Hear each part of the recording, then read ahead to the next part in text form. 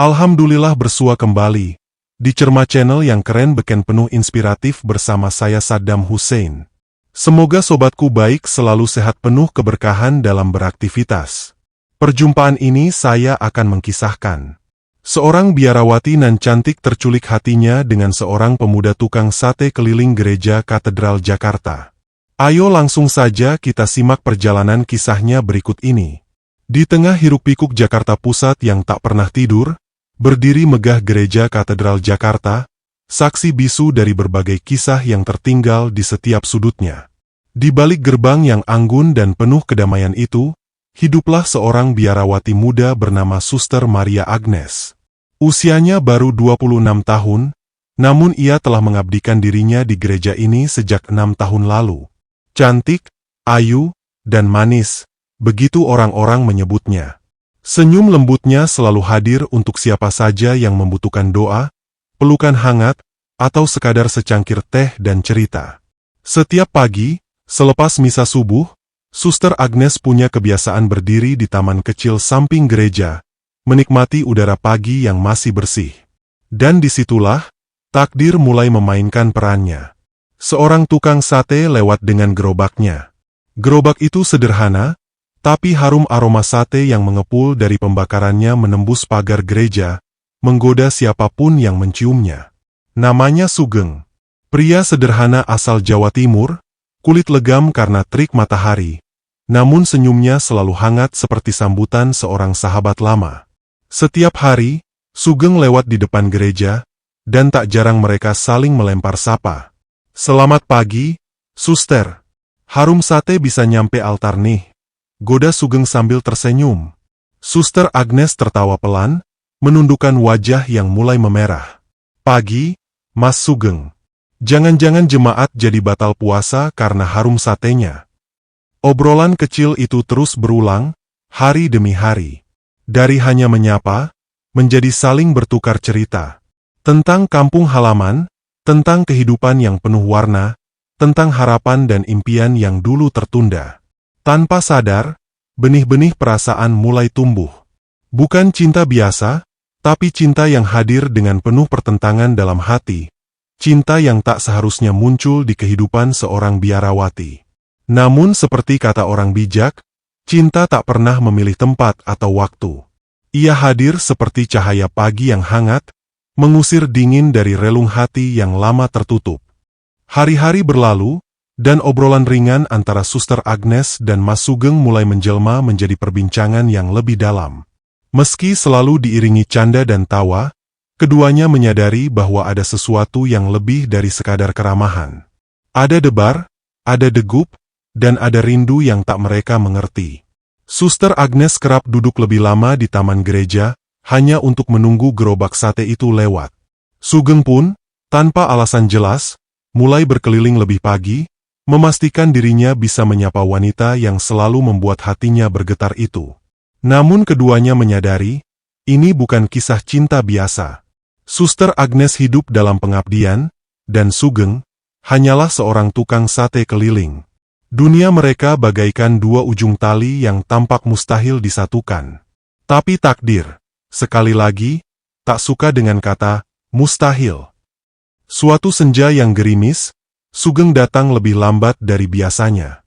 Hujan membasahi bahunya, tapi ia tetap mendorong gerobaknya, berhenti di depan gereja yang sepi. Suster Agnes keluar dengan payung, menyambutnya dengan wajah cemas. "Mas Sugeng, kenapa nekat hujan-hujanan begini? Bisa sakit nanti." Sugeng menatapnya, matanya sedikit redup tapi dalam.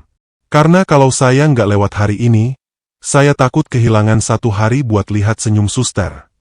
Kata-kata itu mengalir begitu saja. Hening.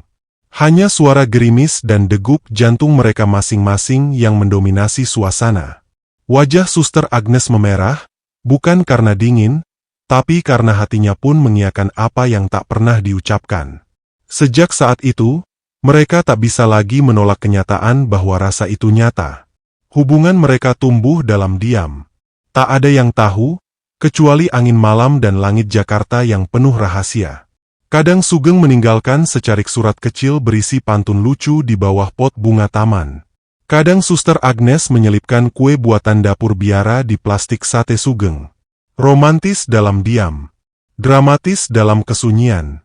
Dan bagi mereka, setiap detik bersama, meski sekilas, adalah anugerah yang tak bisa ditukar dengan apapun. Sahabat inspiratifku yang berbahagia. Hari demi hari, hubungan tersembunyi antara Suster Agnes dan Sugeng semakin dalam, seperti sungai kecil yang diam-diam mengalir ke samudra. Tak ada janji, tak ada genggaman tangan, hanya tatapan yang penuh arti dan senyum yang menyimpan sejuta kata. Mereka tahu betul, cinta ini adalah anomali, indah namun rumit. Pada suatu malam Natal, suasana gereja katedral dipenuhi cahaya lilin dan nyanyian pujian. Jemaat memenuhi bangku-bangku, anak-anak kecil bersorak girang melihat kelahiran Kristus dipentaskan di altar. Suster Agnes memimpin doa di depan altar dengan suara lembut, tapi hatinya bergetar. Di barisan paling belakang, berdiri Sugeng, mengenakan kemeja bersih dan celana kain. Ia tak bicara, hanya menatap diam-diam, matanya berbinar bangga sekaligus sendu. Setelah misa selesai, di taman kecil yang biasa jadi tempat mereka bertemu, keduanya akhirnya berbicara dari hati ke hati. "Mas Sugeng," kata Agnes pelan, "kadang aku merasa berdosa mencintai seseorang yang tak seharusnya aku cintai." Sugeng menunduk, tangannya menggenggam topi yang ia pegang sejak tadi. "Aku nggak pernah maksain apa-apa, Suster. Tapi aku juga manusia biasa. Nggak bisa pura-pura nggak punya rasa." Hening. Angin malam menyapa dengan lembut. Salju kecil buatan panitia Natal melayang pelan dari mesin di sudut halaman. Malam itu terasa seperti panggung drama Tuhan. "Aku ingin kita jujur," lanjut Agnes. "Kalau memang kita saling mencintai, maka kita juga harus berani memilih. Aku sudah berdoa, lama sekali. Dan aku sadar, mungkin jalan hidupku memang harus berubah." Mata Sugeng membulat. "Maksudnya?" "Aku akan berhenti dari biara," ucap Agnes dengan tenang namun mantap. "Aku ingin hidup sebagai manusia biasa. Dan, jika kau masih mau, aku ingin hidup bersamamu." Sugeng terdiam, matanya berkaca-kaca. Lalu ia tertawa kecil, menunduk, dan menjawab, "Sugeng tukang sate, dicintai suster cantik. Dunia ini memang penuh keajaiban." Malam itu, mereka tidak berpelukan, tidak juga berciuman, tapi mereka memegang janji yang lahir dari keberanian. Sebuah keputusan besar telah diambil, bukan karena lemah, tapi karena cinta yang mereka bangun sudah terlalu kuat untuk disangkal. Hubungan antara Sugeng, si penjual sate keliling yang ramah itu, dan Maria, seorang biarawati yang lemah lembut dan penuh kasih, awalnya hanya sebatas pertemanan. Namun waktu membuktikan bahwa hati mereka tak bisa terus berpura-pura. Rasa yang tumbuh diam-diam kian hari kian dalam. Tatapan yang semula biasa, kini mengandung rindu yang tak bisa disangkal. Tapi cinta mereka bukanlah cinta yang mudah. Ada tembok tinggi yang menghadang, perbedaan keyakinan. Sugeng adalah seorang Muslim yang taat.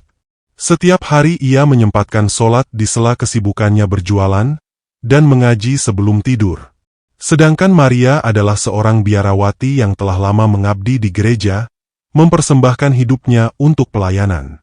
"Maaf, Sugeng," kata Maria suatu hari di bawah rindangnya pohon angsana di taman biara. Aku takut. Bukan karena aku tidak menyayangimu, tapi karena dunia kita berbeda. Terlalu berbeda." Sugeng menatapnya dengan mata sendu. Tapi dari sorot itu, tak ada amarah. Hanya cinta yang dalam dan keikhlasan yang tulus. "Aku tidak memaksa, Maria," ucapnya pelan. "Cinta sejati tidak pernah memaksa. Tapi jika engkau ingin tahu, aku ingin menjelaskan sesuatu. Tentang fitrah. Tentang kebenaran. Bukan tentang memilikimu, tapi tentang membebaskan hatimu." Lalu terjadilah perjalanan yang panjang. Bukan sekadar obrolan singkat atau debat panas, tapi dialog hati ke hati. Malam-malam yang dilalui dengan diskusi tenang, diiringi secangkir teh hangat dan aroma sate yang menggoda. Sugeng dengan sabar menjelaskan tentang Islam, bukan sekadar agama, tetapi jalan hidup. Tentang Tuhan yang esa, tentang kehidupan setelah mati, dan tentang bagaimana manusia sebenarnya mencari kebenaran yang sejati, fitrah yang selalu haus akan cahaya. Maria mendengarkan. Awalnya ragu, lalu penasaran, dan akhirnya tersentuh. Hatinya yang selama ini tenang mendadak bergejolak, seolah ada sesuatu yang sedang membangunkannya dari tidur panjang. Suatu malam, di bawah langit yang bersih bertabur bintang, Maria meneteskan air mata. Aku merasa seperti menemukan rumah, Sugeng. Sesuatu dalam hatiku terasa damai. Bukan karena kamu, tapi karena Dia, Allah. Aku ingin mengenalnya lebih dalam. Hari itu pun tiba. Dengan mata berbinar, di hadapan Sugeng dan seorang ustadz yang mereka percayai, Maria mengucapkan 2 kalimat syahadat. Suaranya bergetar tapi penuh keyakinan. Asyhadu alla ilaha illallah, wa asyhadu anna Muhammadan Rasulullah. Sugeng tak mampu menahan air matanya. Bukan karena kemenangan cinta, tapi karena kemenangan iman. Mereka berdua saling menggenggam tangan, bukan lagi hanya sebagai sepasang kekasih, tapi sebagai 2 jiwa yang kini berjalan di jalan yang sama, menuju cahaya yang satu.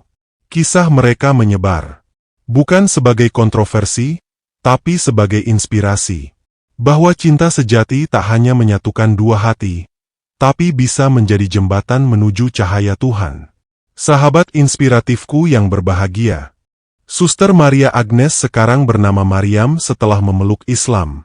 Kali ini kisahnya menyentuh kehidupan baru mereka, ujian keimanan, dan bagaimana cinta dan keyakinan saling menguatkan dalam perjalanan hidup. Perjalanan cinta Sugeng dan Mariam tidak berhenti di 2 kalimat syahadat. Justru di sanalah kisah mereka benar-benar dimulai. Dunia yang dulu tampak sederhana kini menjadi lebih kompleks. Bukan karena cinta mereka memudar, justru sebaliknya. Tapi karena ujian kehidupan mulai mengetuk pintu-pintu kesabaran. Mariam harus meninggalkan biara, tempat ia dibesarkan dan dicintai. Banyak yang tidak memahami keputusannya. Beberapa sahabatnya menangis, beberapa lainnya marah, dan tak sedikit yang mencibir. Ia kehilangan tempat berlindungnya, tapi ia tidak pernah merasa kehilangan arah.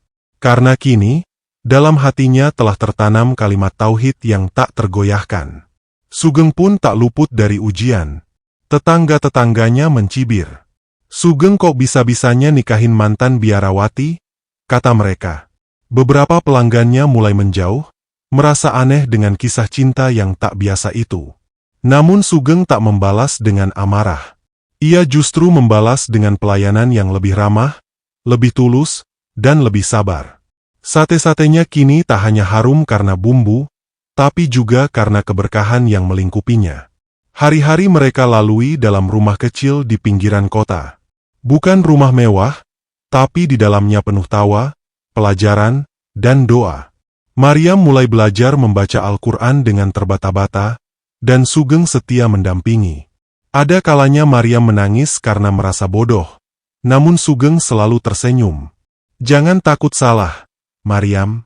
Yang penting kamu terus belajar. Bahkan Rasulullah pun menerima wahyu secara bertahap. Kita manusia biasa, tentu butuh waktu. Waktu berlalu.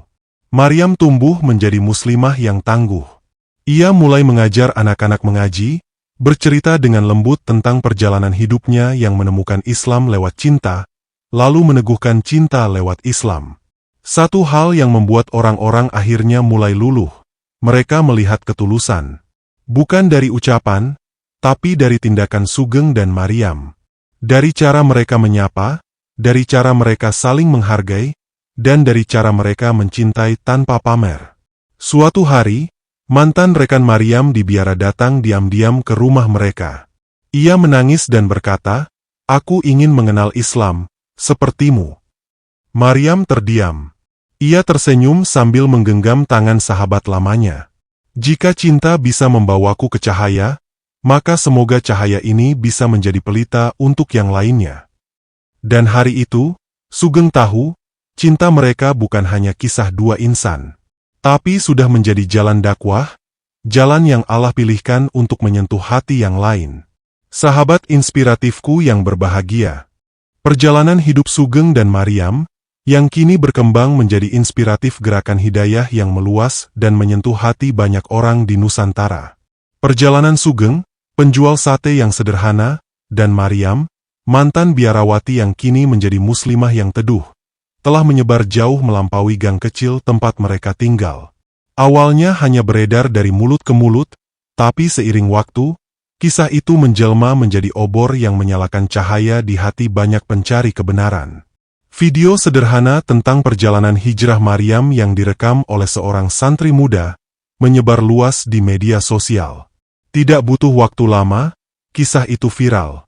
Judulnya sederhana namun menggugah, cinta membuka jalan, hidayah menuntun tujuan. Komentar pun bermunculan. Aku menangis menonton ini. Bagaimana bisa seorang biarawati begitu lembut menerima kebenaran? Aku pikir cinta hanya urusan hati. Tapi ini lebih dalam. Ini tentang jiwa yang menemukan jalan pulang. Di berbagai kota, rumah-rumah ibadah mulai membuka ruang dialog antaragama. Para biarawati muda mulai mempertanyakan, bukan karena keraguan, tapi karena munculnya rasa ingin tahu. Mereka membaca Al-Quran yang dulu hanya dilirik sekilas. Mereka menghadiri diskusi, membuka hati dan pikiran. Dan tak sedikit dari mereka yang akhirnya berkata, "Mengapa selama ini kami menutup mata terhadap kebenaran yang begitu jernih?" Di sebuah kota kecil di Jawa Tengah, seorang biarawati muda bernama Elizabeth mengikuti jejak Maryam. Ia membaca surat Al-Ikhlas, lalu menangis berjam-jam di kamar. Ia berkata, "Selama ini aku mencari Tuhan dalam wujud manusia. Tapi ternyata Dia lebih dekat daripada urat leherku." Elizabeth mengucapkan 2 kalimat syahadat di tengah tangis haru para saksi. Lalu menyusul Sarah, lalu Yohana, lalu puluhan lainnya.